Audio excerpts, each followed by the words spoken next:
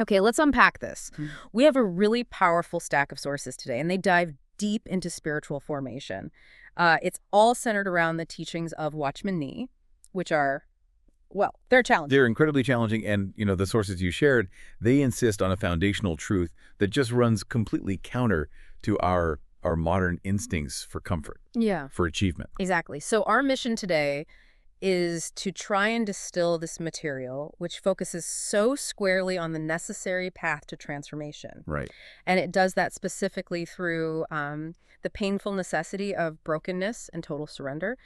The sources, they don't pull any punches. They just reject the idea that spiritual growth is about, you know, getting more information or just feeling emotionally uplifted. What's fascinating here is how the central premise is just laid out immediately.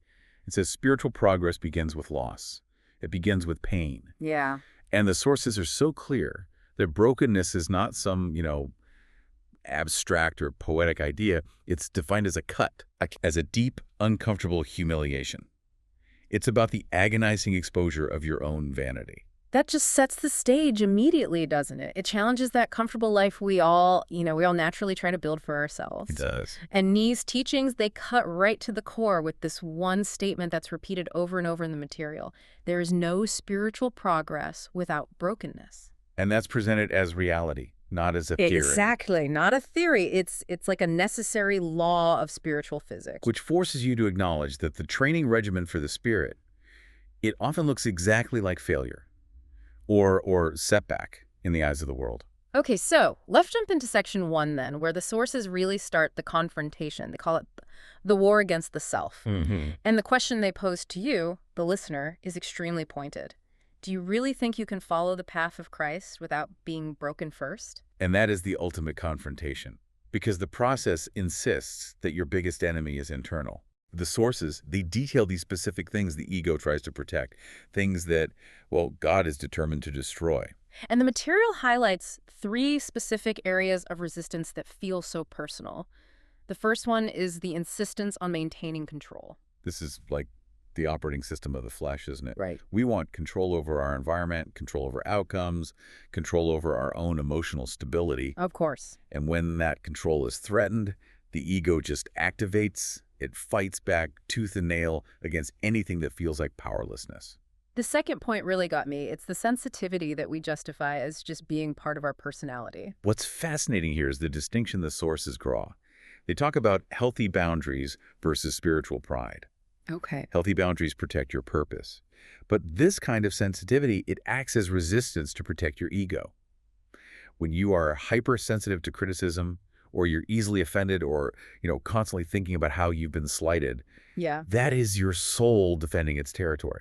And the sources say it is a massive barrier to surrender.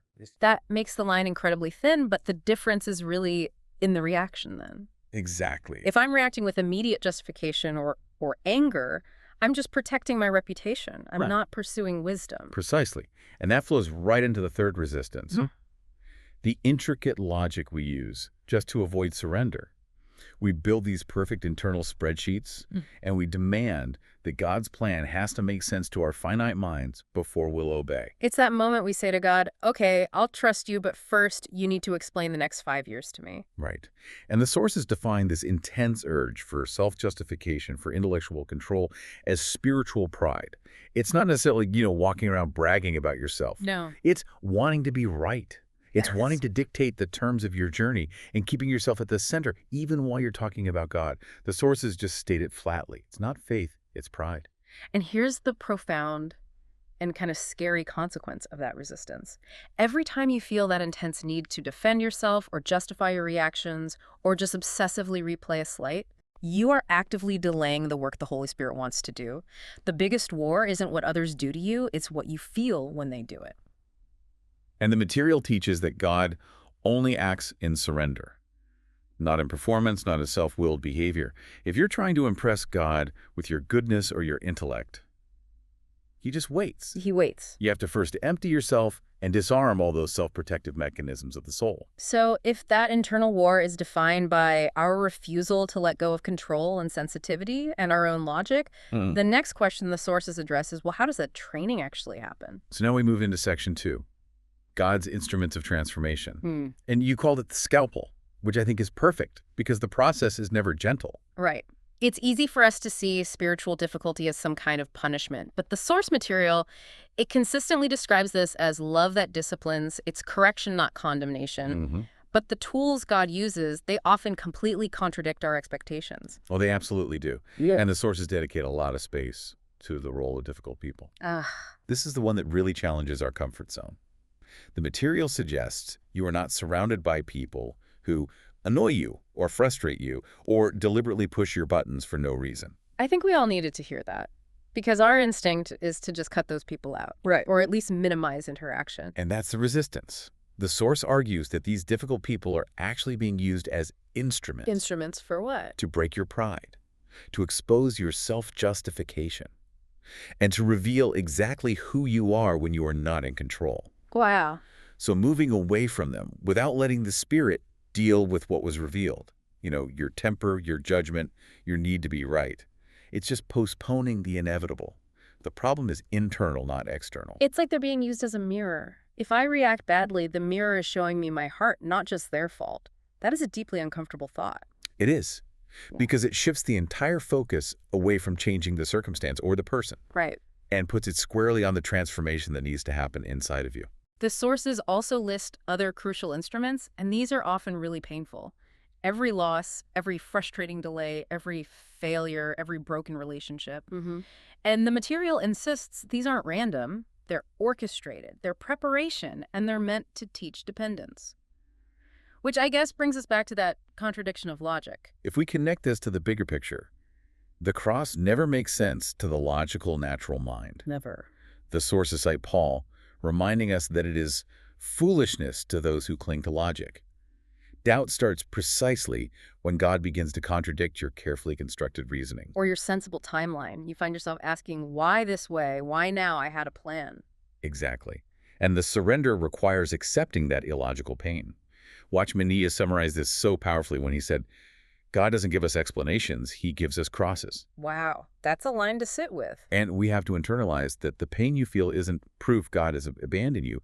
It's actually the opposite. The source calls that intense pressure a sign that he is too close. Too close. So close that he is actively exposing everything you have hidden, even from yourself. So what for you, the listener, is crucial here? Stop asking God to change the painful circumstances if it is in those very circumstances that he is actively shaping you. Okay, so let's move to section 3. The internal battle, surrender versus the soul. If we're supposed to welcome the cross, why do so many of us feel stuck or stagnant or just empty in our spiritual life? Well, the sources attribute this stagnation to trying to negotiate with God. It's this sense of keeping reserves. Yeah, protecting those emotional territories, those memories of past hurts, those personal rights that the Spirit actually wants to purify. And this is where the sources make that key distinction between the soul-led life and the spirit-led life. They say they're completely incompatible when the soul tries to stay in charge. Absolutely. The sources lay out the markers of a soul-led life very clearly. This is when you're reacting instantly with emotion, making decisions based on fluctuating feelings. So very unstable. Very. You're highly suggestible to mood shifts, and your sense of well-being changes based on how others treat you that day. So if someone is easily offended, or they withdraw when they don't get attention, or they spiral into anxiety, that's the soul dominating. Correct. The sources say this leads to anxiety, constant offense, and just feeling continually exhausted by your own reactions. Okay, so what's the alternative? The markers of the Spirit-led life are trusting when you don't feel like trusting, obeying when you don't understand, and remaining steady even when external things are falling apart. That is the true definition of spiritual maturity in this material. It sounds like the fight isn't about being good or bad, but about who's driving the bus. That's a great way to put it. You cannot live the life of the spirit while you're keeping the soul, the seat of emotional reaction and self-centeredness, at the center. Resistance, whether it's intellectual or emotional, just suffocates the spirit. If we connect this to the bigger picture, the goal of all this difficult work isn't just moral improvement. The Holy Spirit wants to govern you, not just dwell in you. Govern. That's a strong word. It is. It implies your self-will has to surrender, your human logic has to step aside, and even your feelings need to be purified and brought into alignment.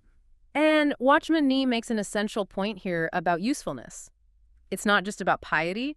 God only uses those whom he first emptied of themselves. Yes. If there is still too much of you, too much ego, too much self-justification, too much of your own personal agenda, the source says God waits. He waits. He waits until you are so exhausted by maintaining your own life and your own defenses that you finally cry out, not for answers, but for total surrender. We stop trying to produce spiritual fruit with our own effort, and the sources use a powerful metaphor for this. They say grace is not anesthesia. It's not designed to numb the pain. No? Grace is a scalpel. It cuts, it exposes, it cleans, and then ultimately it heals. But that cutting part is non-negotiable. And it has to cut deep. Which brings us to our last section, section 4. The cost of freedom.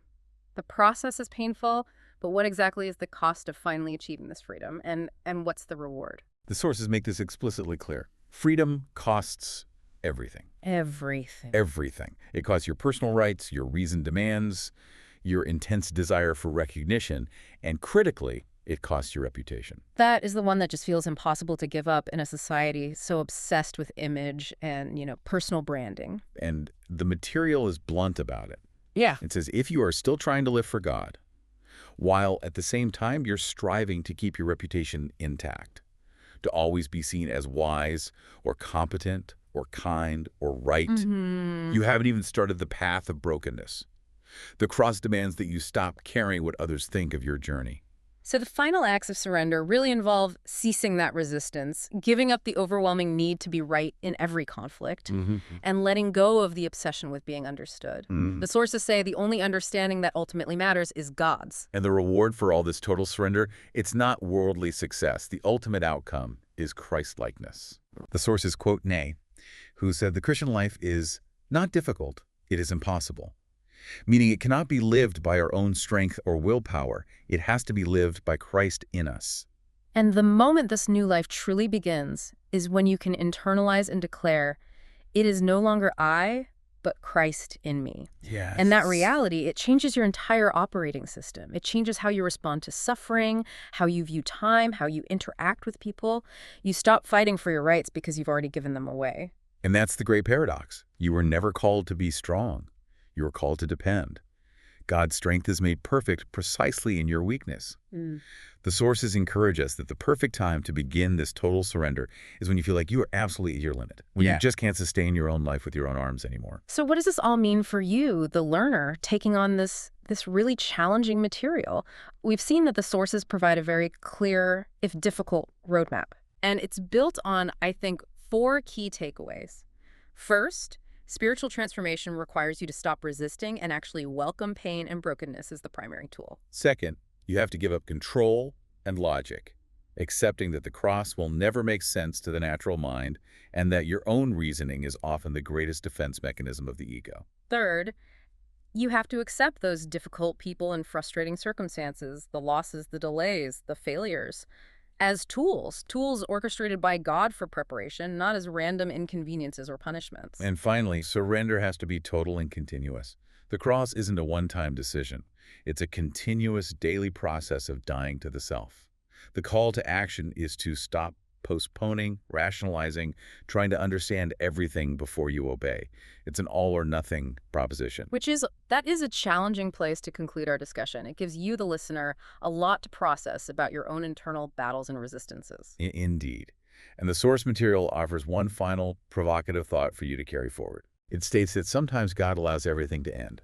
All your self-reliance, all your careful planning, your reputation, so that finally he can begin. So if you look at the chaos, the instability, or the losses in your life right now, how would viewing them as the complete end of your own self-sustaining system rather than just a mistake or an inconvenience, how would that change what you choose to surrender next?